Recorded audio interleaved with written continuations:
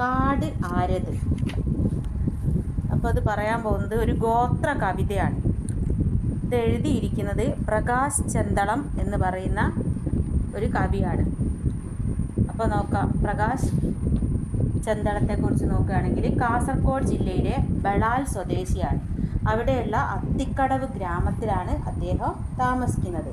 അപ്പോൾ ഗോത്ര ഭാഷയിലാണ് ഈ കവിത രചിച്ചിരിക്കുന്നത്. അപ്പോൾ അദ്ദേഹം 9ാം ക്ലാസ് വരെയുള്ളൂ പഠിക്കാൻ സാധിച്ചിട്ടുള്ളൂ. എന്നാലും ഏറ്റവും നന്നായിട്ട് കവിത എഴുതുകയും അതേപോലെ ആദ്യമായിട്ട് അദ്ദേഹത്തിൻ്റെ കവിത ദേശാഭിമാനിയിലാണ് പ്രസിദ്ധീകരിച്ചത്. അപ്പോൾ നമുക്ക് നോക്കാം അദ്ദേഹത്തിൻ്റെ കവിത. അതായത് ഗോത്ര വിഭാഗങ്ങളെ കുറിച്ചിട്ടുള്ള അല്ലെങ്കിൽ അവരുടെ നിഷ്കളങ്കമായ ജീവിത രീതിയും അതൊക്കെയാണ് മിക്ക കവിതകളിലും അദ്ദേഹം അവതരിപ്പിക്കുന്നത്. അപ്പോൾ ഇവിടെ നമുക്ക് കാടിനെ കുറിച്ചുള്ള ഒരു കവിതയാണ് നോക്കാം. കാട് ആരത്? കാടുങ്കൊരു വാസ ഉണ്ട്, മണ ഉണ്ട്, പാട്ടുണ്ട്, പൈമ ഉണ്ട്, വീന്ത് മുളച്ചത് ചായ്ച്ച് മുളച്ചത് കാടങ്ങനെ നമ്മ നട്ടെ കാടലെ കാട് കാടായിട്ട് വന്നത് പച്ചേ കാടുങ്ക് പച്ചേ പാട്ടുണ്ട് കിളിക പാടും കാട് മക്ക റങ്കിയ കാട് വളന്ത കാട് പോറ്റിയ കാട് വളന്ത കാട് ഇന്ന് കണ്ണുങ്ക് മാത്രം പറിഞ്ച പൈമ പോലെ കാട് അങ്ങനെ പാടണ്.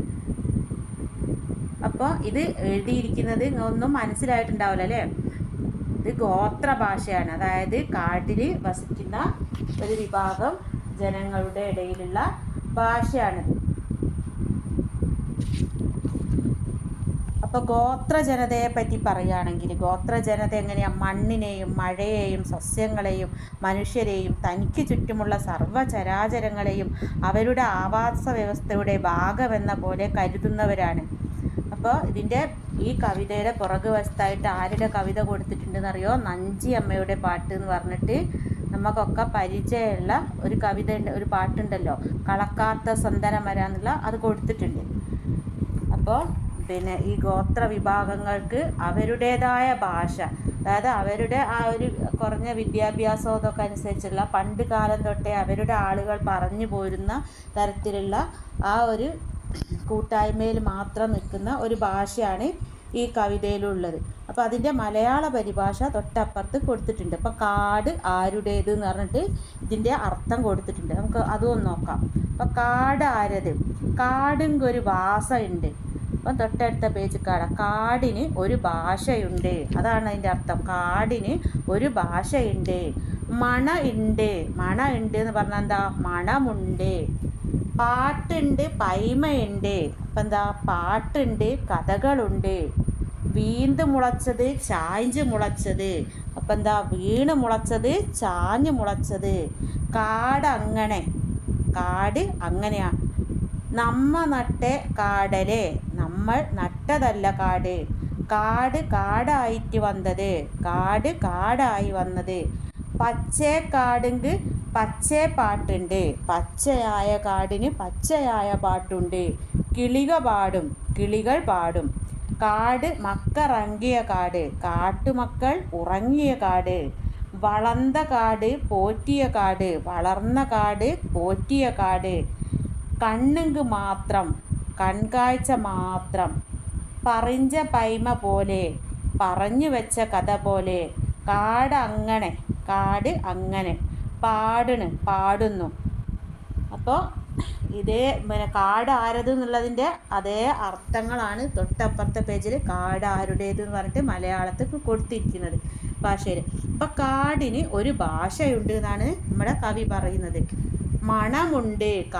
കാടിൻ്റേതായ എന്തുണ്ട്? ഒരു മണമുണ്ട്.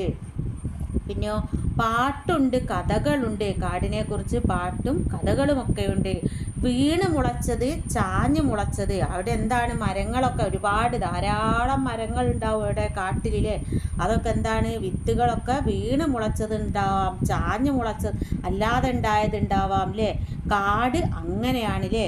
നമ്മൾ നട്ടതല്ല കാട്. അപ്പം നമ്മൾ ആരെങ്കിലും കാട്ടിൽ പോയിട്ട് കൃഷി ചെയ്യാനോ? അല്ല. കാട്ടിൽ നമ്മളാരും നടുന്നതല്ല. കാട് തനിയെ ഇങ്ങനെ മരങ്ങൾ പിന്നെ പുതിയതുണ്ടാവുകയും പഴയതൊക്കെ പോയി പോവുക, അങ്ങനെ എന്താണ് ആ ഒരു പ്രതിഭാസം നടന്നുകൊണ്ടേയിരിക്കുകയാണ്. കാട് കാടായി വന്നതാണ് അല്ലേ. പച്ചയായ കാടിന് പച്ചയായ പാട്ടുണ്ട്. എപ്പോഴും ഈ പച്ചപ്പായി നിൽക്കുന്ന കാടിന് എന്തുണ്ട്? പച്ചയായ പാട്ടുമുണ്ട്. കിളികൾ പാടും. കാട്ടിൽ ആരൊക്കെ ഉണ്ടാവും? ധാരാളം കിളികളുണ്ടാവും, അവരുടെ പാട്ടുകളുണ്ടാവും. പിന്നെയോ കാട്ടുമക്കൾ ഉറങ്ങിയ കാട്, കാട്ടിലെ ആ ഗോത്ര വിഭാഗങ്ങൾ താമസിക്കുന്ന സ്ഥലം അല്ലേ. അവർക്ക് കാടിനെയൊന്നും പേടിയൊന്നുമില്ല, മൃഗങ്ങളോടൊപ്പം എല്ലാം അങ്ങനെയുള്ള ഒരു കാട്ടിലാണ് ആളുകൾ വസിക്കുന്നതിലെ ഗോത്രക്കാർ. അപ്പോൾ കാട്ടുമക്കൾ ഉറങ്ങിയ കാട്, വളർന്ന കാട്, അവരെവിടെയാണ് വളരുന്നത്? കാട്ടിൽ. പോറ്റിയ കാട്, അവരെ പോറ്റുന്നത് കാടാണ്.